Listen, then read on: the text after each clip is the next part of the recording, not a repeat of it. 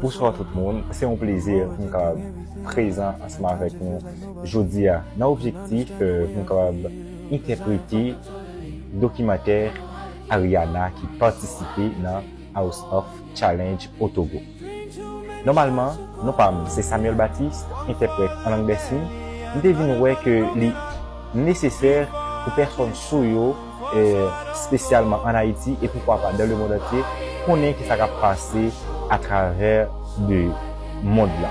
Déjà, merci à vous-même qui avez partagé la vidéo ça jusqu'à ce que le arrive dans les oreilles Ariana ensemble avec tout représentant House of Challenge. Merci.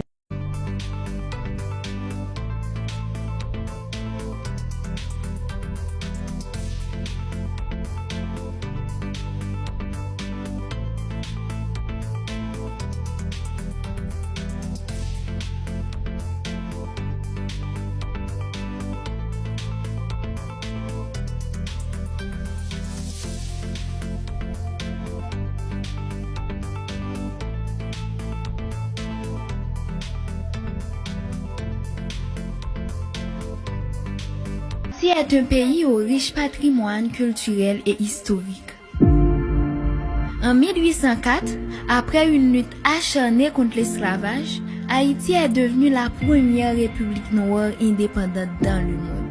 Nos ancêtres ont lutté pour la liberté, la dignité et la justice, et cet héritage continue d'inspirer le peuple haïtien. Pays assez la caïno, côté soleil levé pour tout le monde. Ce qui signifie que la terre d'Haïti est la maison de tous ses enfants.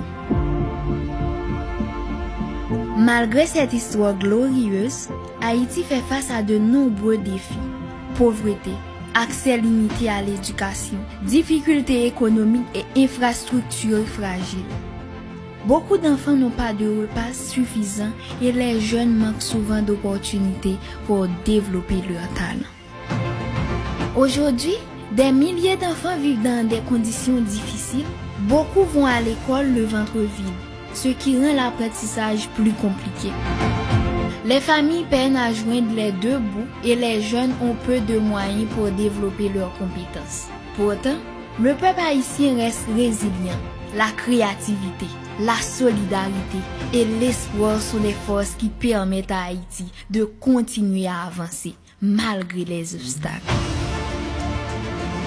Face à ces défis, nous avons décidé de mettre en place un projet social visant à améliorer la vie des enfants et des jeunes en Haïti. Notre projet comporte deux volets principaux: la nutrition des enfants défavorisés et la formation professionnelle des jeunes. Le premier volet du projet consiste à fournir de la nourriture aux enfants les plus démunis. Chaque enfant a le droit de grandir en bonne santé et d'avoir les moyens de se concentrer sur son apprentissage. Nous distribuons des repas équilibrés dans plusieurs communautés, en nous assurant que chaque enfant reçoit un soutien régulier. L'objectif est clair: aider les enfants à s'épanouir, leur donner la force et l'énergie nécessaires pour étudier et rêver d'un meilleur avenir. Parce qu'un enfant qui mange bien a toutes les chances de réussir. Le deuxième volet concerne la formation professionnelle. Nous avons sélectionné 50 jeunes dans 5 départements d'Haïti pour leur enseigner la peinture et les arts visuels. Cette formation leur permet d'acquérir un métier, de développer leurs compétences et de gagner leur indépendance financière. Chaque jeune apprend non seulement la technique de la peinture, mais aussi comment créer, vendre et valoriser ses œuvres. Le but est de permettre à ces jeunes de devenir autonomes, confiants et capables de prendre soin d'eux-mêmes et de leur famille. Ce projet offre plus qu'une compétence professionnelle, il apporte dignité, espoir et perspective d'avenir pour la jeunesse haïtienne. Haïti a traversé de nombreuses épreuves, mais elle possède un potentiel immense. En aidant les enfants et les jeunes, en leur donnant nourriture, compétences et confiance, nous contribuons à bâtir un avenir meilleur pour le pays.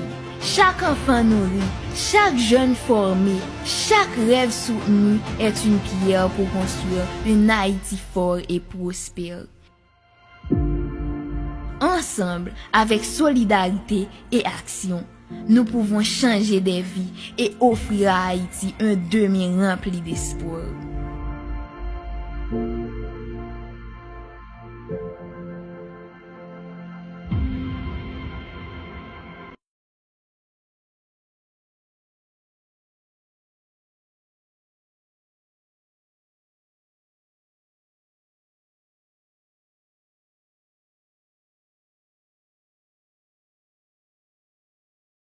Je m'appelle Lafradiana Milagro, j'ai 19 ans.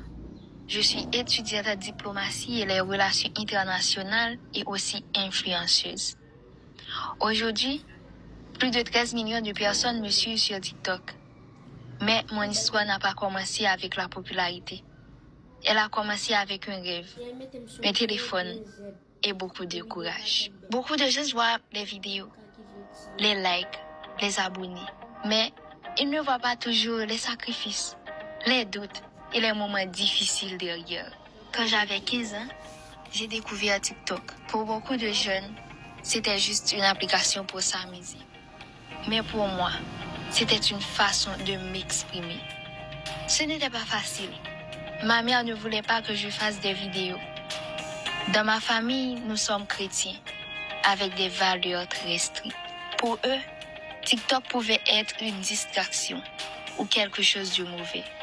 Alors, j'ai commencé à filmer en cachette, derrière les portes, dans les coins de la maison, parfois même quand tout le monde dormait. Il y avait des moments où je me demandais si je devrais tout arrêter, parce que cacher ce que je faisais n'était pas facile. Parfois, ma famille me disait « Concentre-toi sur tes études ». Et elle avait raison d'une certaine manière. Dans mon cœur, je savais que je pouvais faire les deux. Au début, mes vidéos avaient seulement quelques vues, 10, 20, parfois 100 vues. Et pour moi, c'était déjà énorme. Puis un jour, une vidéo a commencé à devenir virale. Les vues ont commencé à augmenter, 1000, 10 000, jusqu'à 100 000 vues. Je n'arrivais pas à croire ce qui se passait. Les gens commentaient, partageaient, me suivaient. C'est à ce moment que j'ai compris que mon rêve pouvait devenir réel. Mais le plus difficile restait encore à venir, dire la vérité à ma famille. J'avais peur de leur réaction, parce que pour eux, ce monde de réseaux sociaux était encore inconnu. Mais petit à petit, ils ont commencé à voir mon sérieux. Ils ont vu que ce n'était pas juste un jeu, c'était ma passion. Aujourd'hui, j'ai 19 ans, je suis étudiante en diplomatie et relations internationales et sur TikTok, plus de 13 millions de personnes me suivent. Quand je regarde en arrière, je pense à cette fille de 15 ans cachée derrière une porte pour filmer une vidéo. Elle ne savait pas que son rêve allait